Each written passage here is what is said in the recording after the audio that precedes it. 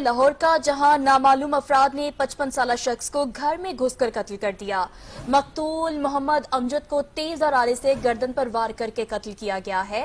Police ने वाक़े का मुकदमा दर्ज करके तफ्तीश शुरू कर दी। इसी पर बात करने के लिए नुमाइंदा 7 न्यूज़ मलिक मुश्ताक हमारे साथ मौजूद है। मलिक मुश्ताक, बताइएगा अभी तक क्या कार्रवाई हो सकी?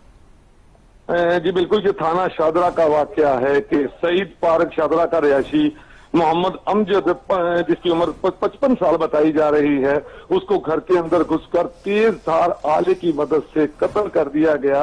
अमजद ने चंद दिन पहले, कुछ अर्सा पहले अपनी बीवी को तलाक दी थी और इसके बच्चे जो हैं वो आउट ऑफ कंट्री रिहाइश पजीर हैं। बताया ये जा रहा है कि ये इलाके की ज़कात कमेटी के चेयरमैन भी थे और इनके पास अक्सर लोग आया करते थे। मोहल्लेदारों से जब इन्वेस्टिगेशन टीम ने पूछा तो उन्होंने बताया कि एक नकाब पोश खातून गुज़िश्ता रात मोहम्मद अमजद साहब को, मकतूल को मिलने के लिए आई थी और इसके अलावा चूंकि सीसीटीवी की मदद से पुलिस का वही रवायती दावा है कि जल्द पता चल जाएगा कि कत्ल की असल वजूहात क्या है, क्योंकि पुलिस ने अब लाश को कब्जे में ले लिया है और मुर्दा खाने मुंतकिल कर दी है लाश। शुक्रिया, आप हमें इस हवाले से तफसीलन आगाह कर रहे थे।